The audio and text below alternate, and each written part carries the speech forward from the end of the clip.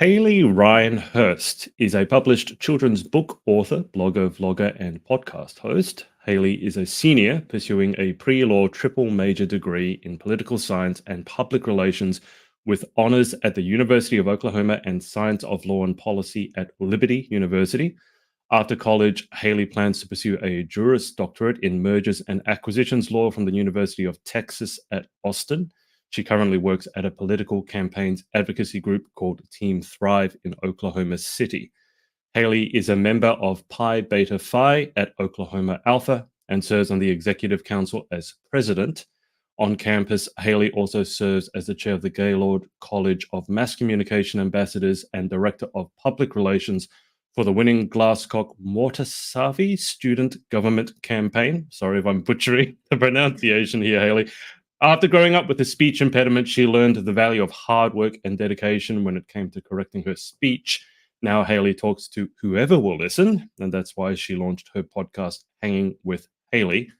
Almost there.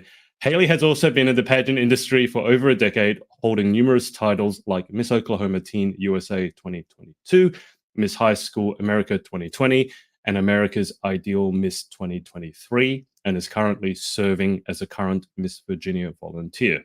She has become very passionate about her education reform initiative, Teach Next Gen, and has written 2 public policies in the state of Oklahoma. In her free time, she loves to read, learn how to cook, and travel around the world.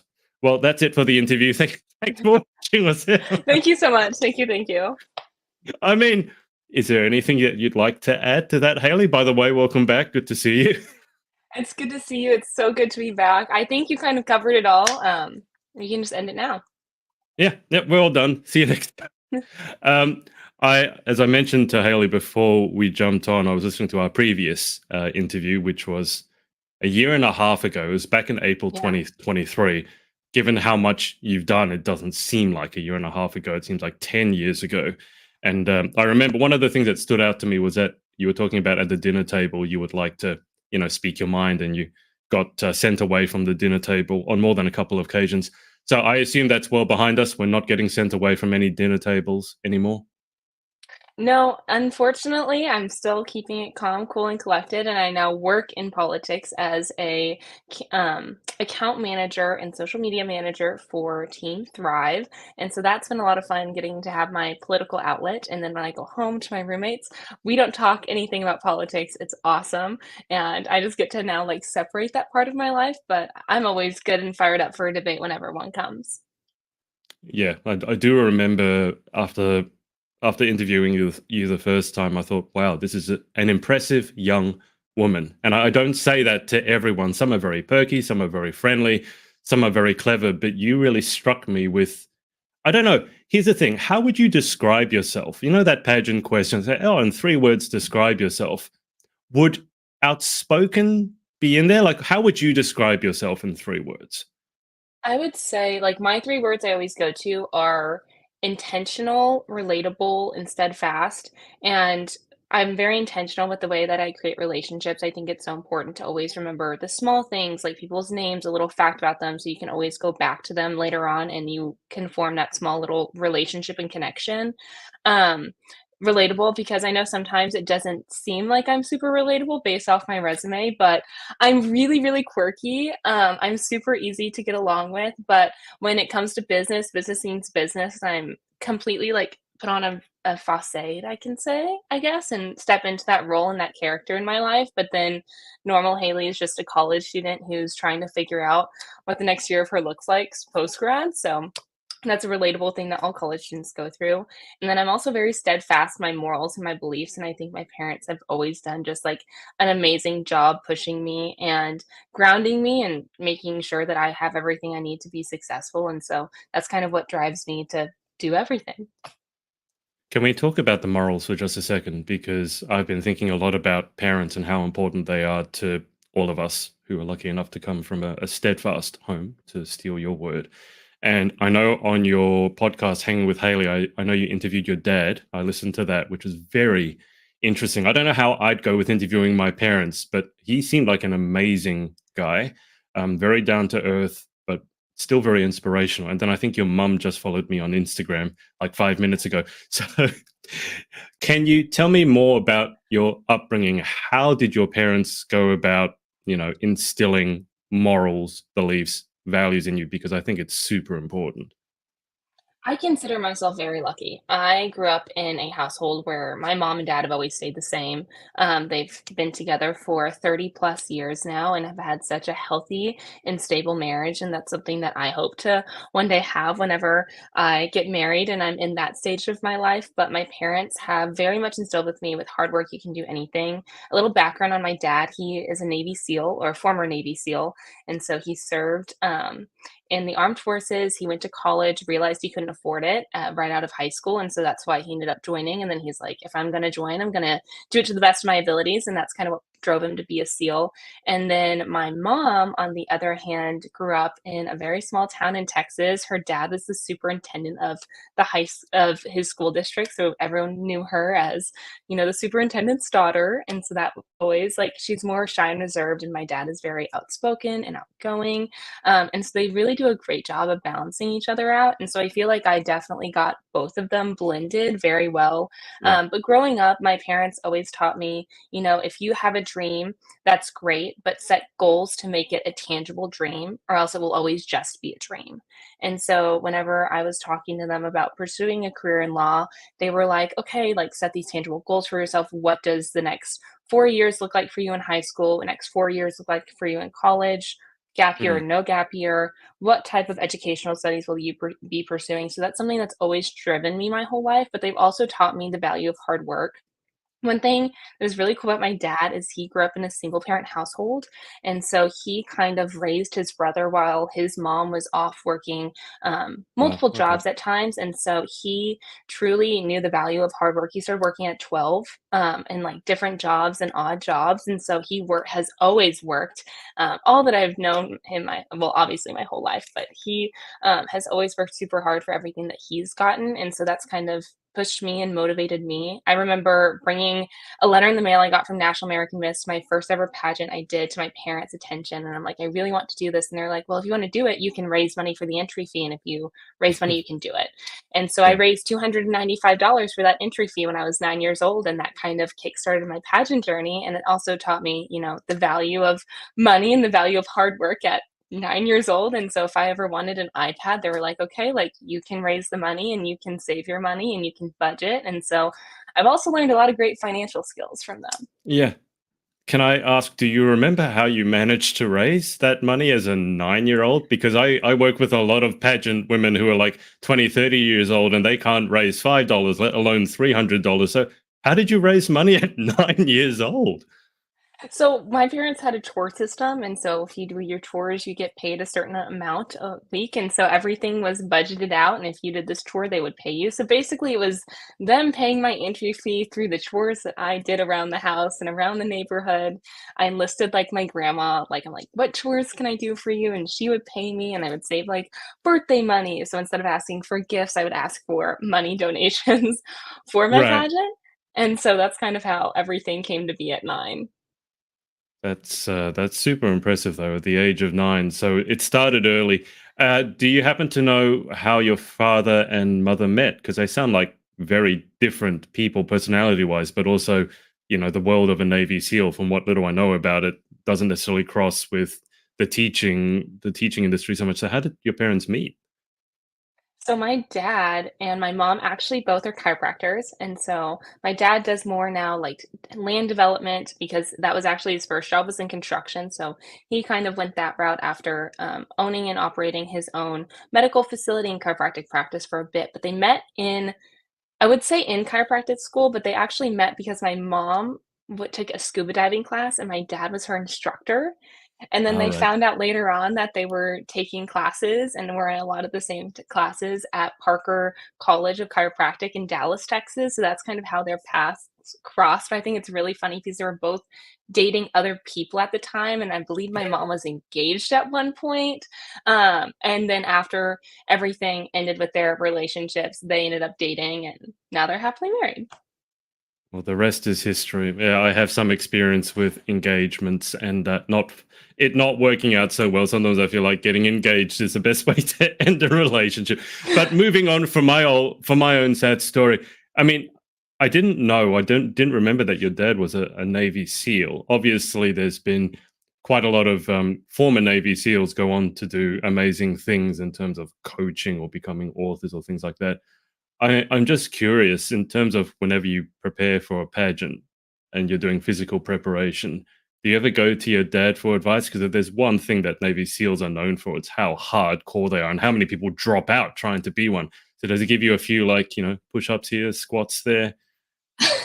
It's actually really funny because he's very supportive with everything. He's not that type of dad to be like, you need to do 10 more push-ups or 10 more sit-ups. But there was this one time we had an outfit made and it was made too small. And so I had to lose weight for it. And he chased me on a like gator little like four-wheeler thing and down the street. So he was just on it riding behind me as I'm running. And I hate running. And I think last time we talked about the hot girl walk, and I'm more of a hot Yeah. girl walker, and so the fact that I was running down the street and he was chasing me, was not ideal, and I did not appreciate it, but I did fit in the outfit that I had to wear the next week, so I guess it worked out. I mean, was this a regular occurrence? Because no matter how much you No, run, it's probably not going to be one run to fit. I That no. is a very weird picture to have in my mind. Were you screaming? Were you was it? Or how would it have looked from the outside? I This think he man was chasing maybe you. going, like I think he was maybe going, like, 5 miles an hour or, like, even, like, Oh, 3 miles an hour, so he was not going fast at all, and I was dying in front of him. yeah. I mean, 5 miles an hour might not sound like a lot, but when you hate running, which I also hate running, that's an. I think I would just be upset that you were making me run more than anything else. But last time I spoke to you, so as I said, it was April 2023. Now I can't exactly remember where it was in your incredibly dense life story. I think it was just before you won America's Ideal Miss. I could be Yes. wrong.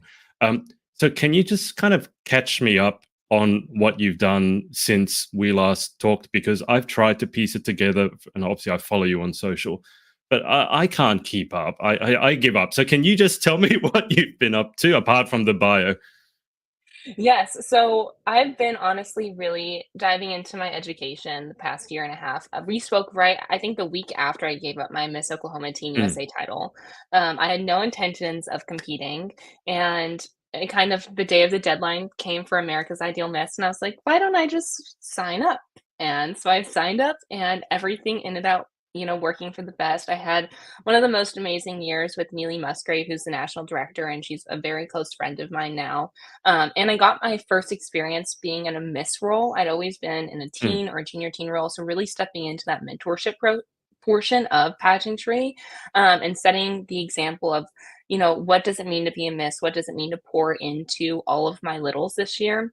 And I can safely say, like, I have a phenomenal relationship with every single one of my littles that I had that year. I got the opportunity to travel to, I think, like 15 or 16 states and still maintain a 4.0 in college and wow.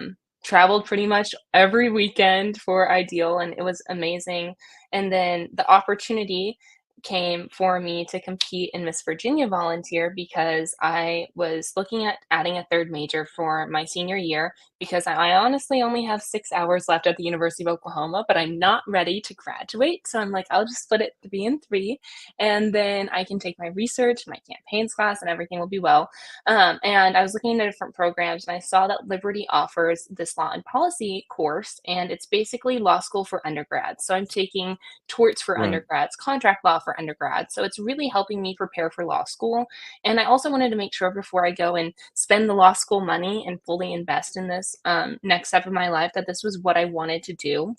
And I can safely say after taking a couple of the classes that I have taken, this is exactly what I want to do. It's what I'm very passionate about, and it's the stuff that I don't mind doing the 200 pages of reading for, which is not always fun, but I do genuinely enjoy it.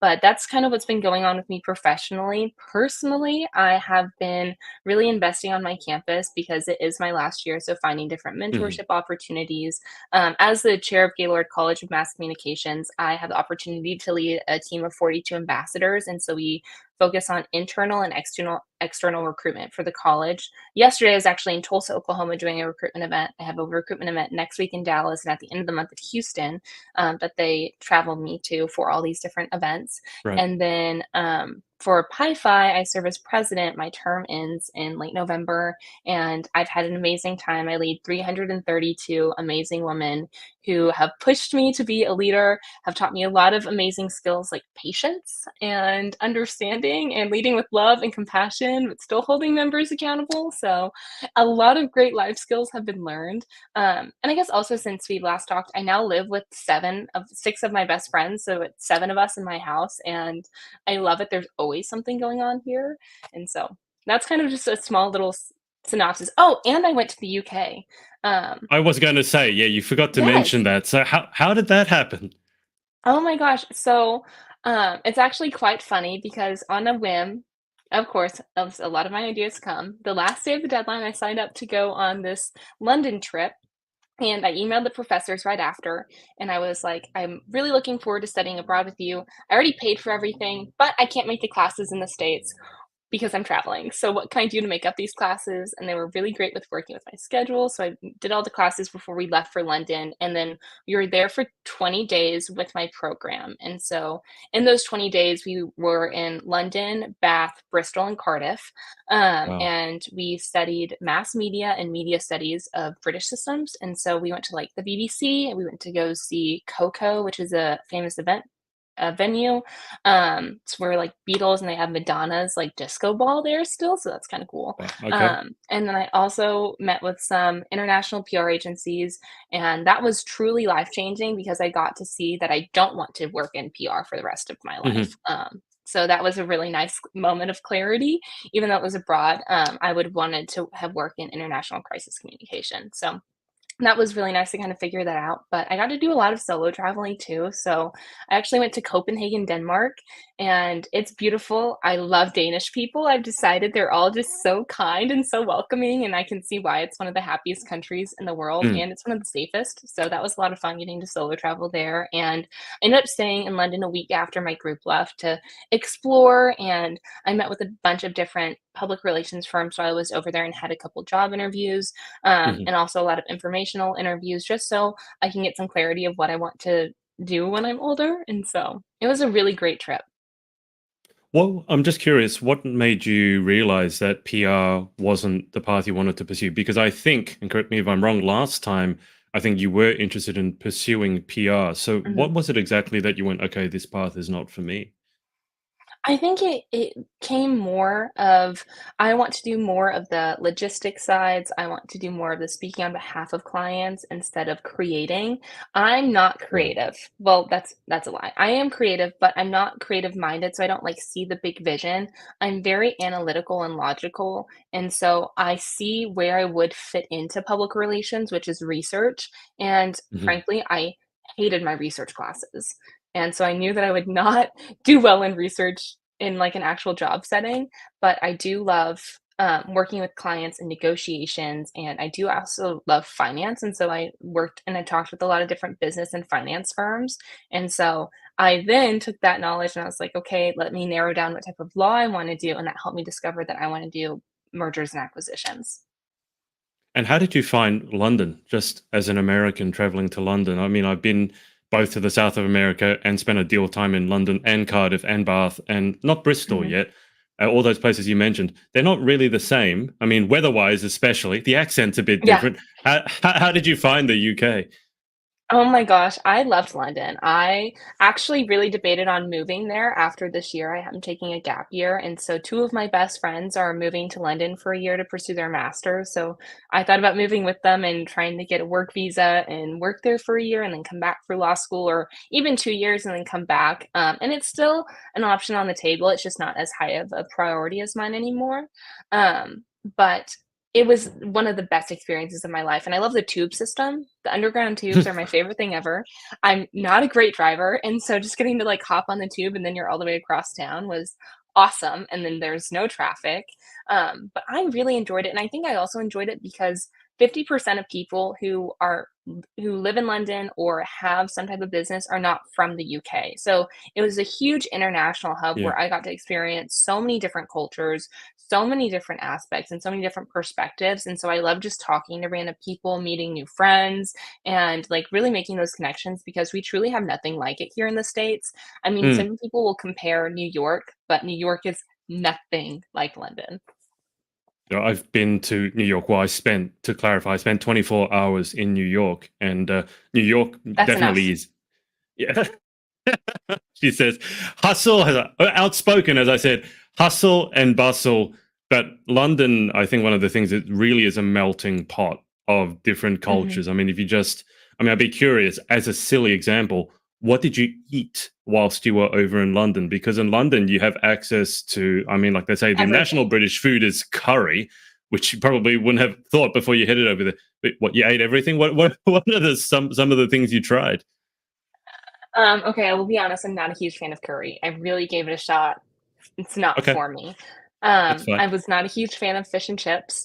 Um, so I honestly just kept eating a lot of international food. I loved going to all the different street markets and Yeah. like getting like the gourmet sandwiches and like the gourmet pastas and stuff because here in the States, I'm severely gluten free. Like gluten makes me so sick. But over there in London, since they have stricter food requirements, I was like eating all the gluten in the world. It was awesome. And so honestly, I ate pretty much, I tried everything, but Right. I think I just really did not like curry. It's interesting you mentioned you didn't like the curry, you didn't like the fish and chips, which is surprising because so many people love fish and chips.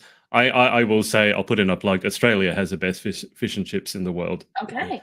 The Yeah, I UK guess I has have to nothing try it. on Have it. you ever had the mushy peas or the mashed peas? Okay, so hot take: mushy peas to me are just overcooked peas. I don't really understand them. I know the Brits really love them, but I'm like, hang on, you just overcooked your peas to death, and now you're calling it mushy peas. They're overcooked peas. It'd be like taking a piece of steak, char grilling it to death, and then saying, "Oh, it's flame grilled." No, it's burnt. So, It's I mean, burnt. so you like the mushy peas? Just to clarify, no, it No. wasn't. No, I was not Okay, a fan. I like regular peas. The mushy peas were just it's also a texture thing, like, it was just weird. have you? Dare I ask? Did you try jellied eels? Oh, no. I don't think I would ever try that, to be honest. That comes back from a long, long, long time ago, when they used to. I can't remember where they got the eels from. I think it might have actually been from the Thames, which I don't think in this day and age you'd eat anything that came out from the Thames. But they would chop the Mm-mm. eel up and cook it in its own jelly, so the bones would, I think, form a jelly, and then they put it in a jar and you serve it cold. So it's like Uh-uh. these chunks of. Okay, yeah, we're not going there. But I mean, so how long did you spend over in London overall? Sounds like you spent a fair bit of time. I was there a month, and so I think I was actually in the city of London for 3 weeks, and then we traveled on the road to hit, Bristol for 3 days, Cardiff for a day, and then Bath for a day. Right. And I'm curious, after your experience, I mean, you already talked about some of the differences in the city itself and the food. What would you say the differences in people between, you guys over in the States and the people over in the UK? Well, I will say in the US, when people talk fast, you can still understand them. Once you get over to the UK and you get the mixture of the accents, and you have the Scottish people coming from the north, and like there's a huge mix of cultures, they start talking fast, and it's like, whoa, whoa, whoa, like slow down, please. I can't follow your conversation. Um, but overall, the people there were awesome. I had the best experience, like I said. Everyone there was so welcoming. It's just a completely different culture. And one thing that I think America does is we have a culture of work, work, work, work, work, and you don't have fun. You are like dedicated to your jobs once you're in a job Mm, for at least 10 to 15 years before you can have any type of fun. And one thing that I loved about them is everything was so much slower paced, but they were still as productive. And I think it's mm, because they allowed themselves to have those moments of break and moments of rest and have a more relaxed work setting. So they enjoyed being at work and they enjoy being productive and they want to be more productive because they have these little things that give them a breath.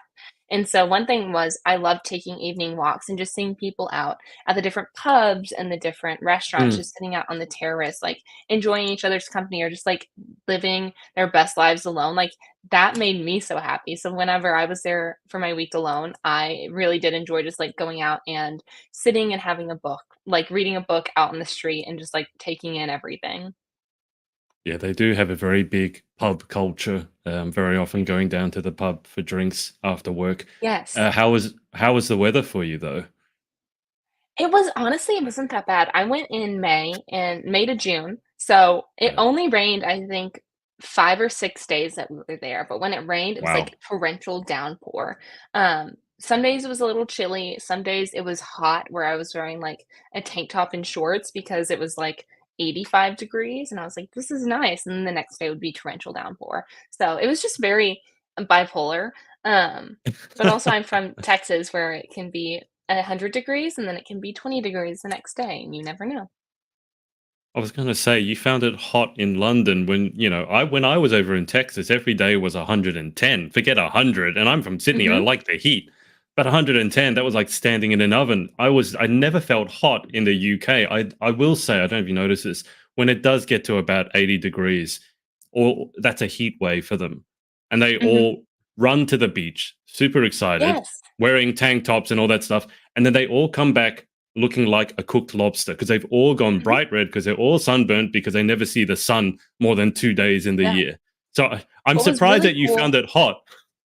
Yeah, it was really cool being in Denmark and seeing, like, all the college students, like, lay out their towels on, like, the different docks, and, there was one part I visited, it's by, like I forgot the name of the mermaid, but it's by this mermaid in Copenhagen, and there was just people laying out, and it was beautiful outside. I mean, it was, like, 70, so it was a little chilly for me, so I had on, like, a long sleeve shirt and some shorts, but, Yeah. like, they were out there, like, fully tanning, and I was like, "This is awesome." Like, this is a really great just day for you guys. It's a little chilly for me.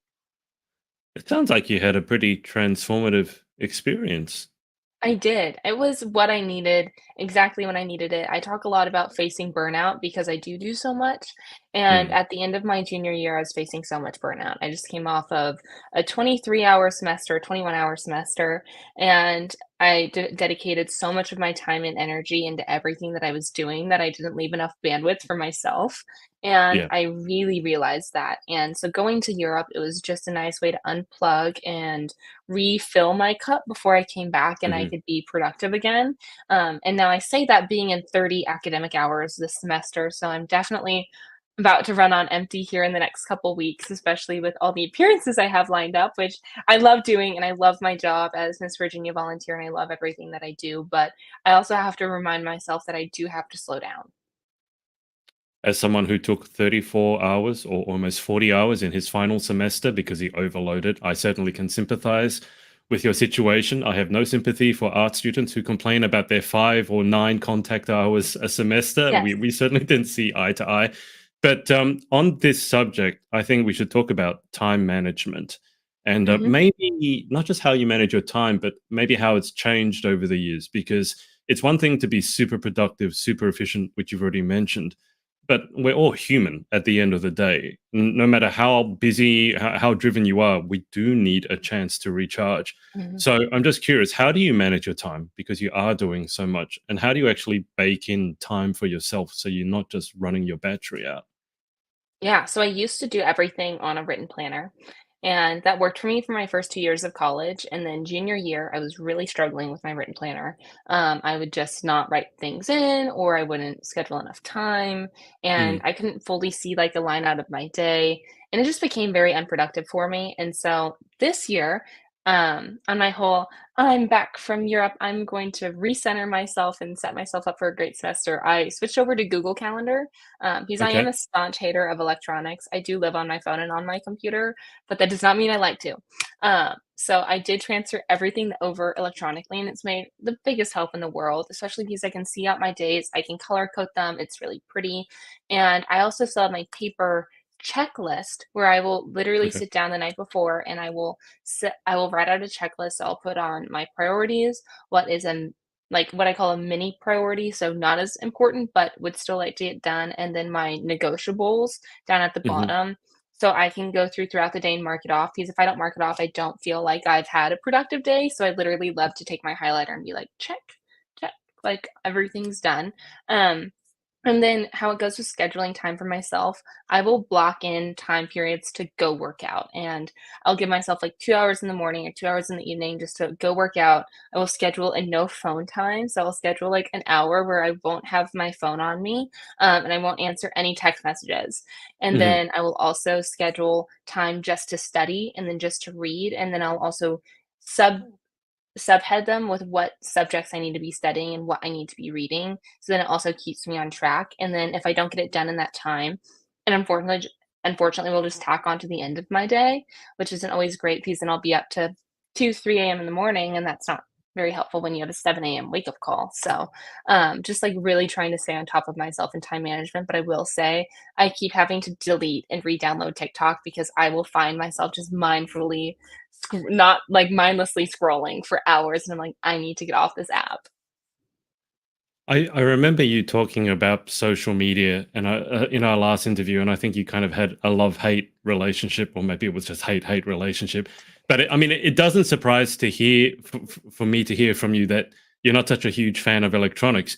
But I mean, the thing is, everything in this day and age is electronic. Whether Mhm. it's social media, you got to use your laptop, or whether it's AI. So I'm just like, how do you find your balance if you're having to use something so much, and you move from the paper system to Google Calendar, which probably was overdue. I don't know how you would be able to fit your life into a paper calendar, Yeah. the post-it notes everywhere, all over the wall sort of thing. But how do you let me ask you, why are you not a huge fan of electronics? Because a lot of people your age, spend their entire life on their phones. Yeah. So why not you? I think for me, it's been really hard to see my generation just like slowly turn away from like face to face value in relationships. I feel Mm, like overall, as a society, we have become more awkward when it comes to face interactions. And as someone who does want to work in a field where I will be dealing with people every day and dealing with a bunch of strong personalities, I think one thing that has always helped me is learning how to master face to face communication and interaction. mm, And I think now our society has shied away from that. So they're like, oh, let me just like use an emoji to describe how I'm feeling instead of actually talk it out. And I feel like that is what has led to a lot of problems in our society, like high divorce rates and differences in communication, differences in values, because you're not actually communicating that and explaining how you feel or why you feel that way. I've mm, always been a huge, staunch supporter of therapy and just always expressing yourself and letting yourself be known, because if you keep it bottled up forever, then you're gonna eventually one day pop, and it's going to be really messy if you're not there to like pick up the pieces and if you don't know how to yeah. handle it properly. And so I think that's why I've slowly seen myself turn away from technology. And now with AI, it's been very eye-opening. I'm trying to learn AI all at the same time too, because you have to know it, just frankly. Like I use it a lot for I will convert my notes that I take in class to an outline, and I'll have it Mhm. create practice quizzes and practice questions that I can see. So I'm trying to use it for those strengths, whereas I know like a lot of my friends it will write their entire papers and they'll turn it in. Yeah. I'm like, Yeah. okay, Yeah. what are you learning in that aspect? And so from an educational standpoint, and as someone who really values their education, I've seen the damper and I've seen the struggle that a lot of teachers have when it comes to regulating it. And technology is a huge part to blame, and I hope that one day technology does not take over my job, so I'm really trying to fight against it right now. All I'll say is good luck with that, Haley. Technology is coming for you no matter where you run to. Yes. It's interesting you mentioned, even like going back to when we first spoke. In that time period, AI has just progressed leaps and bounds. The Yeah. latest version of ChatGPT that came out can converse to you like a human, like a real Mhm. human. So you don't have to wait for it; it talks to you. And I went, okay, how about pageant interview practice? Because so many girls struggle with pageant interview. So I told ChatGPT to basically interview me like a pageant coach or pageant panel would. So I was doing this pageant interview with ChatGPT. It was giving me That's feedback, and it crazy. was actually really, really good. It was saying, "Oh, I like how you said this, and you did a really good job of highlighting this." And so I was like, "I'm going to tell everyone I know." Not that you don't need a pageant Wow. coach, but when it comes time to practice, just pick up this phone and you can do it hands free as well. So when you're driving or running, You can be practicing Yeah. interview questions and out loud, not in your head. So there are some things it's really good for. The example of your Mhm. friends using it to write papers is obviously not great, but it's definitely here to stay. So I'm curious, with all this time management that you've got going on, I mean, last time we finished the interview by me asking you where you saw yourself in 5 years. And just again, you're doing so many different things. Has that vision for where you want to head to changed at all? I would say yes and no. I think we talked, I was still wanting to go to law school and wanting to pursue Mm, that type of a degree, wanting to travel. I didn't really know what exactly I wanted to do in the future, but I think now I'm very set in my ways of what exactly I want to do. I think the only thing that's uncertain is what I'm doing right out of college. So I sure. have my 5-year plan minus the 1 year, like the first year out. But hopefully I will win Miss Volunteer America, fingers crossed. And then I can spend the year serving the Salvation Army, St. Jude's, and all of our national partners, but also have the opportunity to travel around the United States. But if that doesn't work out, I'll probably end up as a paralegal somewhere, working an over 9 to 5 before I go to law school, trying to get as much experience as possible. But I think for the most part, I've really done a great job, and I will commend my parents for this too. They've always done a great job instilling, like, setting those tangible goals for yourself and really making sure that vision will align with you as you grow older. And so I think starting out in college, I have the same vision for myself as I am Mm. ending college. So, I think we should get your parents to create a parenting course because oh, I'm honestly, sure my dad would love that. it sounds, and I'm not even joking. Like it's being a parent is, I think, the hardest, and Mhm. in many cases, the most thankless, and obviously the worst paid job in the world. I mean, obviously, you watch your children growing up. I don't have kids, so I wouldn't know, but watching your child grow up has to be deeply fulfilling. So, I'm halfway Mhm. joking, but I mean, you mention your parents often, and I really love that because I think having how important has it been growing up? I mean, challenges that we all go through, especially your generation, and then we had COVID. Let's hope something like that Yeah. doesn't happen again. It's been a really tough time, I think, for your generation trying to finish high school and then going into college, where you had this Mhm. expectation, oh, we're going to have this party here, we're going to have this, that, and then you couldn't do any of it. How important has that seemingly amazing relationship you have with your parents Yeah. been? That's must be pretty fundamental. I have been so blessed, and, a lot of people come to college and I like to use the term they go off the rails. They Mm, fall into bad habits, or they aren't getting their work done, or their priorities aren't lining up. And I've been very fortunate to have, I would say that my parents growing up were stricter, but they didn't yeah. hold me at such a tight leash where I wasn't able to express myself or try new things, or they didn't push me out of my comfort zone. And so I'm very thankful for the values and the line that they always ask me, like, is it worth it? Is it going to matter tomorrow? Is it going to matter in 10 years? Is it going to matter in 30 Mm, years? Is what they always asked me. And so I kind of use that mentality now with every decision that I make. I'm like, oh, okay, how does this decision impact tomorrow? How does this decision impact yeah. others and my 10, 30 year plan? Um, so I think that has really helped, but I think my relationship with my parents has truly helped me just develop as a person as well. I remember I was breaking up with one of my ex-boyfriends, and I have such a great relationship with my dad, and so I called him up and he drove up to Norman to have lunch with me, and I kind of was able to express to him, like, what I was feeling. He helped me, like, come together with, like, what I should say and just, like, give me a guy's perspective, and I'm very fortunate to have that relationship with my dad because I know Mm, that can kind of be an awkward conversation for some.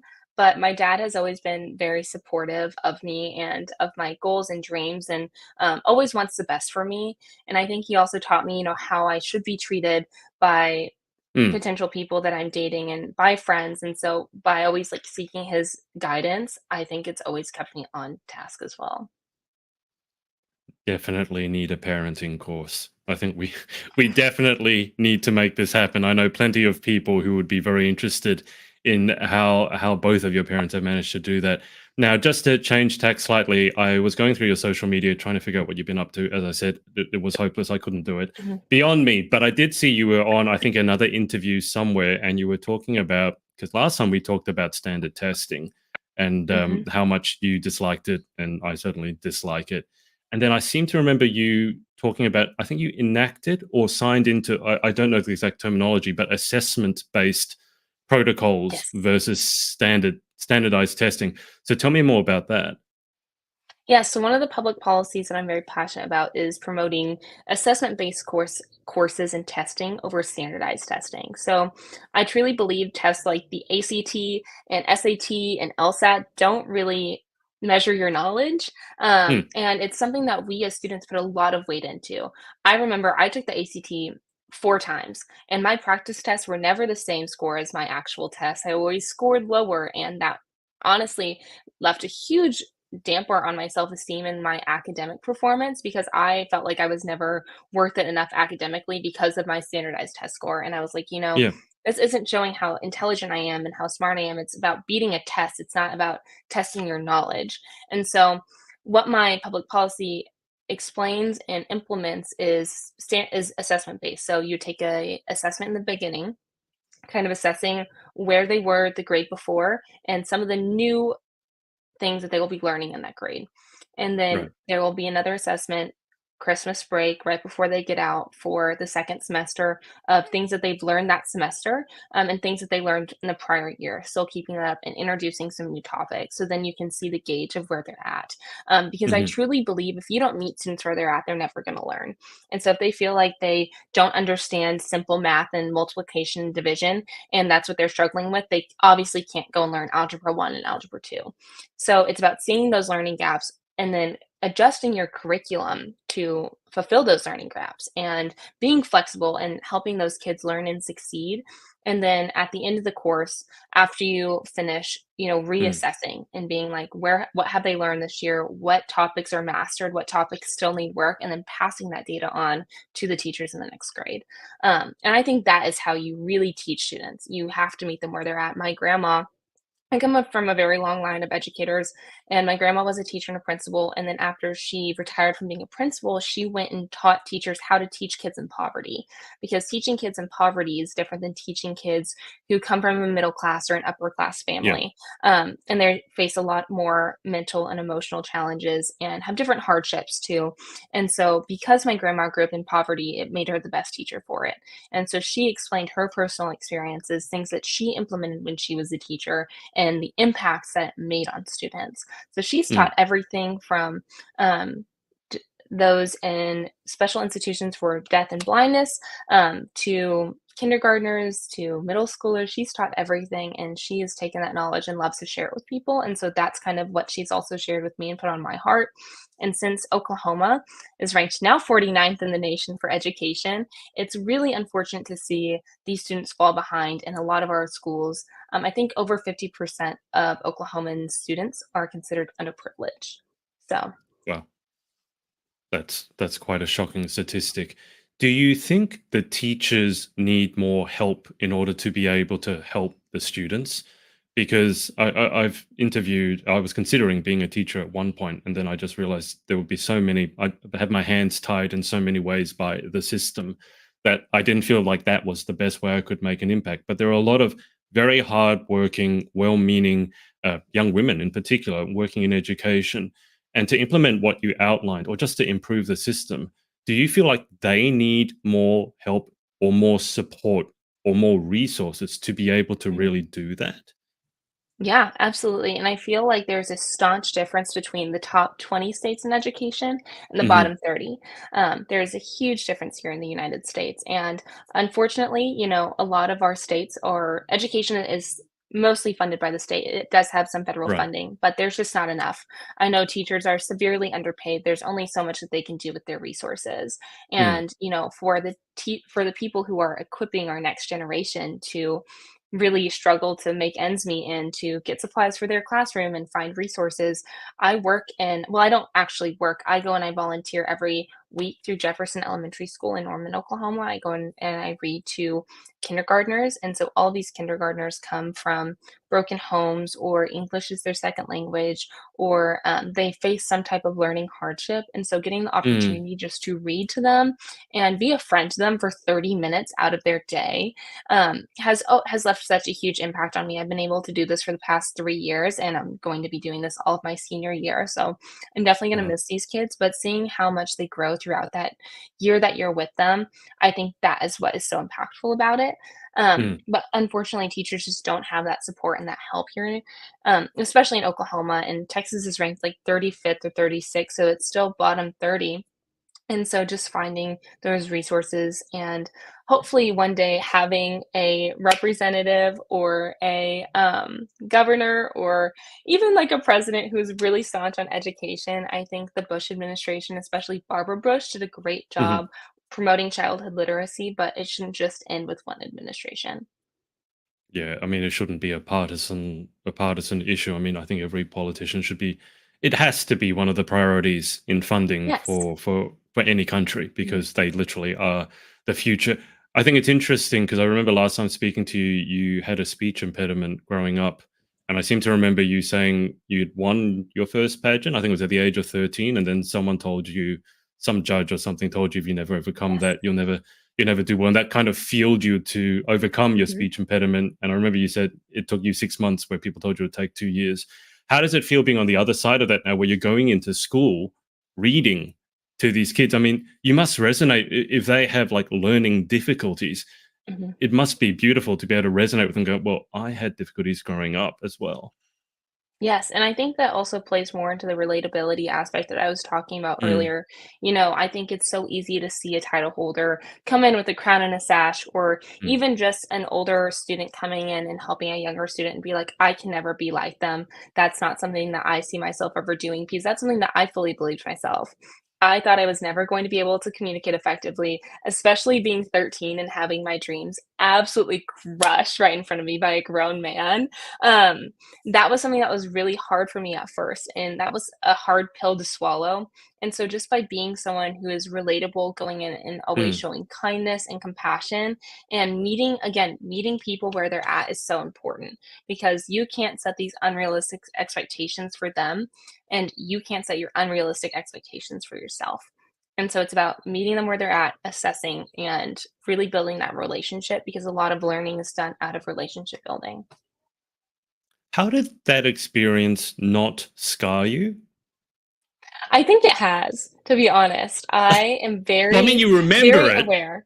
Yes, but I think for me, I'm always a little bit self-conscious of my speech, that will always be something that I will always personally deal with, and that will always be an insecurity for me, especially because sometimes when I get super anxious, one thing that I have noticed with being so high functioning the past 4 years, I have dealt with severe anxiety, imposter syndrome, and, Right. sometimes it does affect me in social settings, and so learning how to manage that has been really hard, but when I get super anxious, my speech impediment comes out because I'm not thinking about the words that I'm saying. Or if I get tongue Right. tied, I always have to go back and correct myself multiple times. And it's like, oh, you can hear her lisp or her stutter come back. And so Right. I never want to be at a place where people see me and they're like, oh, there's something wrong with her. And there's Yeah. something wrong with her speech. And so that has been a really huge damper on a lot of the things that I've done just because I have to be so much more aware and I'm very conscious about it and I can't just let myself roam free. But I think that's also helped me in turning my passion into power and being able to effectively communicate. Yeah, it sounds like you're putting a lot of pressure on yourself. I mean, obviously, you're doing so much. I think it's very interesting that you maybe didn't do so well in the standardized testing, and yet here you are, high functioning and doing so many amazing things. I mean, if nothing else, that will show that there are deficiencies in the standardized testing system. Mhm. But I mean, the sash you're wearing, so Miss Virginia Volunteer, I hadn't heard of this organization, I think, until I saw you wearing the sash. So, Mhm. can you tell me more about it? Because I love the idea of, well, I love volunteering. I love philanthropy and a very grassroots because I've seen you traveling around doing so many things. And Yeah. of course, signing a giant check is one thing, money is important. But actually getting, I mean, as you said multiple times, relatable. I think it's so important that our title holders go visit the young, the underprivileged, the ones who are struggling, and say, you know what, someday, not that you could become me, because we're not that egotistical, but meet them where they're at, as you said, Mhm. and really lift them up, because I really think that's the biggest job of a pageant title holder, is to inspire those around them. So give me an idea, like what's involved in the system, how did you get into it, how have you found it, and all the crazy things that you're doing with it. Yeah, so the Miss Volunteer America system is a newer system.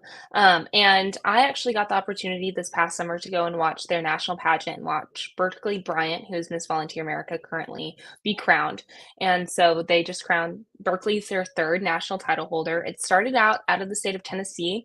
So when Okay. Miss America happened and they didn't have a Tennessee title holder, that was because the Tennessee board there was a big plethora of drama. They ended up pulling Okay. out from the Miss America organization, and they started the Miss Volunteer or Miss Tennessee Volunteer Organization, Mm. with the mission of serve. And so serve is their initiatives that every title holder and every local title holder, state holder has. And so mine is Teach Next Gen, so it's my education reform platform. But the Miss Volunteer America organization really goes around and empowers youth and it empowers teens and young women to be passionate about what they are serving and go out in their community Mm. and serve it. And so their national partners are the Salvation Army in St. Jude. So I've gotten to do a lot so far with the Salvation Army. I've gotten to travel all over Virginia and meet with different Salvation Armies and see their missions and work with them. I've been to a human trafficking and domestic violence shelter, to a homeless shelter. I'm currently working with some in Oklahoma City while I'm here in Norman, finishing up my degree, working with some here and in North Texas. And so trying to make that national as well. But overall, the Miss Volunteer America organization is bringing a lot of glamour back into pageantry. I feel like we've seen a lot of Mm. turmoil, especially in the Miss Universe, Miss USA, Miss Yeah. America systems. All these systems are popping up, and it's hard to find a good fit now because there's so many systems to choose Mm. from. And so I'm probably going to end up retiring after this. I keep saying I know I'm going to retire from pageantry, but I will probably end up retiring after this. And so I'm trying to give it my all. And I've never had a service based title before. And so, really having this opportunity to serve those around me, to serve not only my community here in Oklahoma and serve my community in Virginia and Texas, but really take this all over the nation has been something that's been a lot of fun for me and very eye opening. And I've always had a heart for philanthropy. And so Mm. getting to actually live that out and seeing our national title holder, Miss Berkeley Bryant, work so hard has been something that has been really inspiring to me and has just pushed me as a state title holder to work just as hard as her. Um, because I truly believe if you want to be a national title holder, if you want to be a state title holder, you need to start living like it now. And so Yeah. it starts with making the appearances and going out of your way to make those connections. I actually get to do a lot with Virginia Amtrak, which is so fun. I never really rode a train before this year. And so now I get to ride a train all over Virginia, shoot some fun content. And I love working with Amtrak. And it's been a lot of fun, a big joy. I love trains. And so that's been a really cool experience that I never thought I would have. That's so sort of left of center. I've never heard anyone talking about Amtrak in any of the interviews I've done. I mean, I have to say, I'm going to take the clip of where you said you're going to retire, and on our next interview, when you have another title, I'm just going to say, Haleigh, you remember saying this? It's like, so what Yeah. happened? I mean, I don't believe any pageant girl who says they're going to retire. I will have to. Have to say that the work you're doing and your national title holder, it sounds amazing. And I think it's sorely needed. And I think the idea of bringing glam to it as well, because I don't think it should be one or the other, because I think it's not No, as it good needs as to when be you bring both. the two. Yeah, when you bring the two together, I think it's greater than the sum of its parts. Um, Mhm, you mentioned a human trafficking and domestic violence situation. I was going to ask, when you do all these appearances, obviously it's physically tiring, it's grueling, mhm. but I got to imagine it also does help fill your cup up when you're giving back to other people, because you can see the difference you're making. But when you said the human trafficking, how did that impact you when you see people who are being Yeah. traded around the world like livestock? So when I went and visited the shelter there, we didn't visit with any residents that were there. We visited with Right. the staff, and they kind of went over what they do here at the Salvation Army, and what that specific shelter did, and how they Hmm. only ran off of donations. And so they were talking about how they only had one towel and one pair of bed sheets, um, And usually, like, when someone leaves, they give them that towel and, like, their bed sheet that's theirs, so they can leave with something because they come in with nothing, but they can Yeah. only function off of donations, so it's not like they can go buy towels for everyone and bed sheets for everyone, so usually it's, like, a bed sheet and a towel per family or per person, Wow. and there's sometimes they don't have any because they only run off of donations, and so people are very generous when it comes holiday season, just because I feel like we think about it more, and Mm. they not saying people aren't generous all year round, but they see a big drop in donations when it comes to the spring and summer months. So those are usually the months where they severely struggle. So just a little PSA to everyone out there. Just Mm. remember that the holiday season is not just a season for giving. Every season is a season for giving to those who need it most. And so you never know where your donations end up and whose hands they end up in. But just know Yeah. that they can be life changing. Yeah, it's really tough because there's a lot of organizations that are doing really great work, but I feel like they're so busy doing the great work, they don't have time to publicize it. And it's also a Hmm. very awkward conversation because I was also going to ask, you're doing this volunteer work, voluntary work, as is your national title holder. And sometimes I find it a bit difficult to balance. Okay, I'm doing the voluntary work, but I need to post it on social because if it didn't happen, if it's not on social, then it didn't happen. Exactly. That's And been a I find that a personal battle big of mine. well, let's dig into that because I also have the same Yeah. problem as like some. I'm not going to name any names, but I saw the moment it really came to my attention was a girl over here in Australia. They were trying to count how many appearances they were doing, and it was becoming like a competition. You did 100, I'll do 200, but not all appearances are equal. And she ended up going to McDonald's, wearing her crown and sash in McDonald's, and counting that as an appearance in some way. And I just look at that, go, okay, we've gone past the point of lunacy here. Yes, you're wearing your crown and sash, but I've also know some very good friends who make a point of being very tactful when they Mhm. wear, the official garb, because it's like the people around you are going through really difficult things sometimes. Yeah. And the last thing they need is some Instagram influencer, posing and doing all that stuff. So tell me about Mhm. your own viewpoint on this. I'd be fascinated to hear.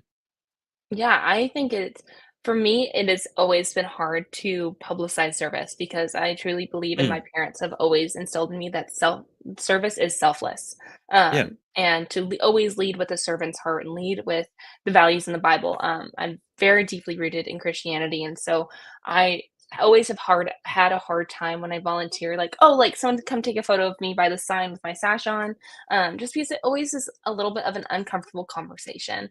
Yeah. And so I make sure I set up different appearances where I go as Miss Virginia Volunteer and I'm wearing my sash and wearing my crown.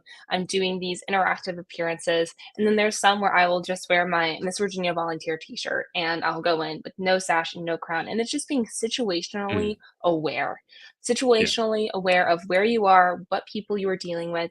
And I talk a lot. I have a branding packet that I give out to local title holders and state title holders. And in it, it talks about being aware of your situation and appearances. Like if you're going to go work at a soup kitchen, you should not be wearing a tight dress and 5-inch stiletto heels in your crown and your sash. Like if you want Yeah. to take a photo in your sash, that's awesome. That's not a crown activity. And you also Mm, need to dress as the part of your working in the soup kitchen. yeah. So you can wear a shirt that has your branded logo on it and some jeans, and you are perfectly fine because you are serving. You're not going Mm, to be in an interview type outfit. And so it's just being aware of those little things, because a lot of times when people are getting into pageantry and they're new, they don't notice that. They don't know really, what they should be doing and what they shouldn't be doing. And so that's kind of why I created my branding packets in the first place, to not only help them brand themselves for social media, brand themselves for the job of a title holder, but also like how yeah. to brand themselves personally, how to create your own brand and your voice, but also be aware of different things. And I've made a lot of mistakes. I've been in this business for over 10 years, I think almost 12 now, which is so crazy to say as I'm 21 years old now and I started when I was 9. But I've learned so much, and it's about sharing that knowledge because I don't want people to make the same mistakes I did when I first started and I Yeah. wore my crown and my sash to a soup kitchen, So Yeah, but I think it comes back to another thing you said, which is about social media and the need to be able to build relationships with people face to yeah. face. Because I think there's a lot of, I don't know if narcissism is the right word, but it's kind of like the look at me, not just a generation, but the look at me age. I mean, I was just on my Mhm. morning walk and a woman almost walked into me. She would have been 30 years old because she was on her phone looking at something and smiling at it. I'm like, I'm walking off the road to accommodate you. You don't even notice that I exist. So I think part of the issue here, and you tell me your thoughts on this. I think part of the issue is we are very focused on ourselves. That's what social media does. Is Yeah, like, look at me, look at me, look at me. How many likes did I get? If I didn't get enough likes, let's delete that. But when you go into like a service area, and I'm hyper aware of it because of all the work that I've done with people, you have to sort of play to the environment. And if it's a soup kitchen, no one wants you in 5-inch stilettos. And, if you're no, wearing something tight, you can't bend over, you can't bend down. What good are you going to be? And it's not about you. yeah. Talk to the people as people, and you're there to serve. But I mean, do you have any thoughts on that? Yeah, it all comes down to intentionality of it, and Mm, being intentional with what you're doing and how you're serving. I do agree. I think we're in a show me age where everything we have to do, we have to post because if it's not posting, it didn't happen. And we're constantly comparing ourselves. I know as a title holder, and I think as a woman in general, and every person mm, battles with comparison. You're always going to look at someone and either let that motivation push you to be better or let that motivation slowly eat at you until you wither away. yeah, And so there is a right and there's a wrong side of comparisons, in my opinion. But back to social media, it can be such a hassle. It can be such a pain, but it can also bring so many good things. I know I'm working right now on a huge campaign with St. mm, Jude and the Salvation Army. And so being able to promote, like I just did a promotion for our virtual walk run event for St. Jude, where a lot of money was raised and it was a huge national walk. And so doing promotion for that has been great. And that's something where social media is needed, but that's not yeah, necessarily needed as a, hey, I'm doing a takeover in a soup kitchen. Um, yeah, and there's lots of other instances like that, but it's also being aware because whenever you go and speak in elementary schools, you also have to be aware of who you can and who you can't post on social media. And so yeah, I see title holders all the time post these young kids, and it's like you don't know if they have their yeah, parents' permission. And so it's all yeah. these legal things that also go into it too, which, I'm very logically Mm, minded. And so that always plays a huge factor in what I'm posting and how I'm posting. And honestly, it'd just be so much easier if I didn't post, but that's not the job description. That's not something I signed up yeah. for. And so one day when I get to that point where I don't have to do that, I'm going to be majorly celebrating. I think it's a case of use social media rather than have social media use you. I think that Use would you. Yes. probably be the easiest way of summing it up. Just before we go to the close, because I'm mindful of your time, you mentioned that you've been in this for 12 years, and that you're 21. You seem to have a revelation that, wow, I'm getting old for this industry. I don't know. I just looked at this look in your face. It's like, that's an interesting look. But the 9-year-old, if I take you back to 9-year-old Haleigh, and she was to look at the woman you've become, how would the 9-year-old feel? Oh my gosh, I could get emotional talking about this question. Mainly because I never would have thought that I would end up where I am today. I never would have thought that I would have the success that I've had, but also the community that surrounds me. I'm a firm believer that iron sharpens iron as one man sharpens another. And so just being able to spend 12 years in this industry, being continuously sharpened by other people, and my coaches have Mm, always poured into me, and those around me have always supported me. It's something that I never thought I would have at 9 years old. I also mm, never thought at 9 years old I would be speaking clearly and seeking a triple major and going to law school and having these major aspirations because, at 13, I almost thought that my life was over because I had a speech impediment.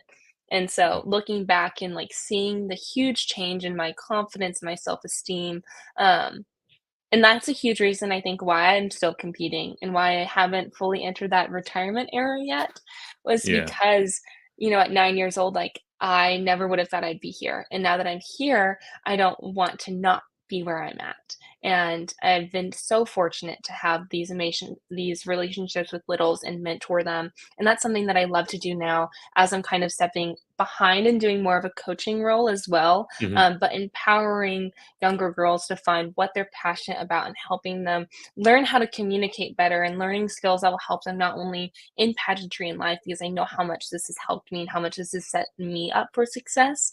And so I think for me, like looking back at 9-year-old Haleigh is the reason why I'm still here and why I'm still competing because I want no one to ever feel like middle school Haleigh when she was severely bullied. I want no one to feel like Haleigh when she was told she was never enough. That is never going to happen when people are around me. I always want to work on building people up. And so I think that's why I'm still here. I'm still competing. I'm still going strong, 12 years later. 12 We years should later. just we should just set up our next interview now. I mean, I think no matter whether you step back from pageantry or not, I don't think you're ever going to completely disappear from the scene. And I think No, the I hope pageant not. world I would be love a it. well. I mean, there's so many different ways you can contribute, whether it's coaching, whether it's directing, and I think you'd be very, very welcome in any of those or all of those roles. Just before we move to the final 10, anyone you want to give a shout out to? I mean, parents, obviously, we've talked about them and we still need to do the parenting Obviously. course, but shout outs. Yes. Shout out to my parents. A huge thank you to my amazing Miss Virginia volunteer directors, the Runk family. So, Caitlin and Chris and Vicky have all done an amazing job in just shaping me the past 2 months I've been with them. I think tomorrow is my official 2 month anniversary with this amazing title. So, that's really exciting. And just huge shout out to my mentor, Lisa Dean, who has pushed me to be the young woman I am today. And yeah, Perfect.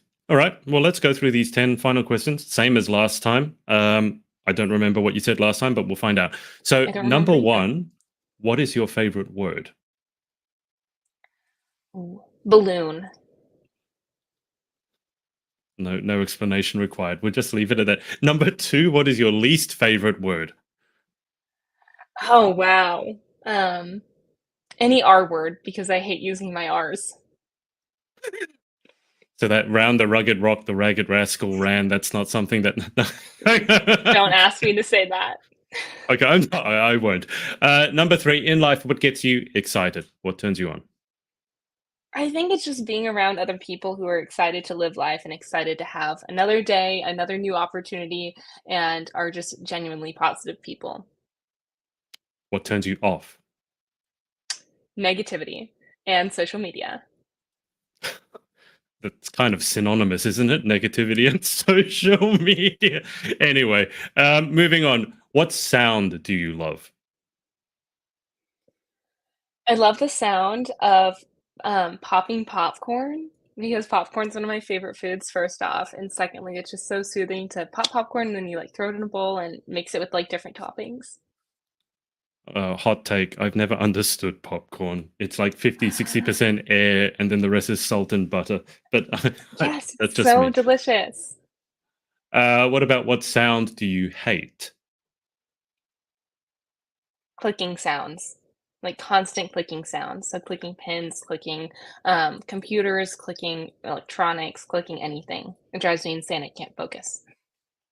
You would have a hard time in an office then, wouldn't you? If everyone's typing on their keyboard, so you can just tune that out. I put my AirPods in and I'm listening to Ah, some type of podcast usually or some coffee shop music. cool. All right. If you could have any one superpower, what would you pick and why? Transportation. So just transporting one place to another. Never have to worry about driving. Never have to worry about being on time. I mean, you said you weren't great at driving. I mean, when you say you're not great at driving, what does that mean exactly? Just out of curiosity. You don't want to know. I've had a Okay. couple All right. accidents, a couple speeding tickets. My parents are Okay. watching, so Why have our insurance premiums gone up? I have no idea. I have no You know, idea. bat the eyelids sort of thing. All right. What job would you most like to attempt? I mean, besides being a lawyer, that's my dream job. I would never mind being president of the United States. That's a far off dream.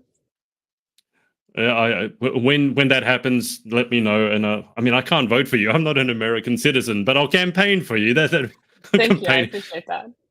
So maybe in 10 years' time, given the pace that you live your life at, we'll see. What job would you definitely not like to attempt? Anything that has to do with medical, blood, gore, anything surgical. I don't do Okay. blood or needles. Final question. If heaven exists, what would you like to hear God say when you arrive at the pearly gates? Welcome home. Nice. Enough said. Well, Haleigh, that's it for round two. We will schedule round three for when you have unretired from your retirement yet again. But it's a pleasure as always, and thank you so much for coming on. Thank you so much for having me. I've always enjoyed being here. And I'll keep you on the line for just a sec whilst I hang up with the audience. But thanks everyone for watching, and we will speak to you next time. Bye for now.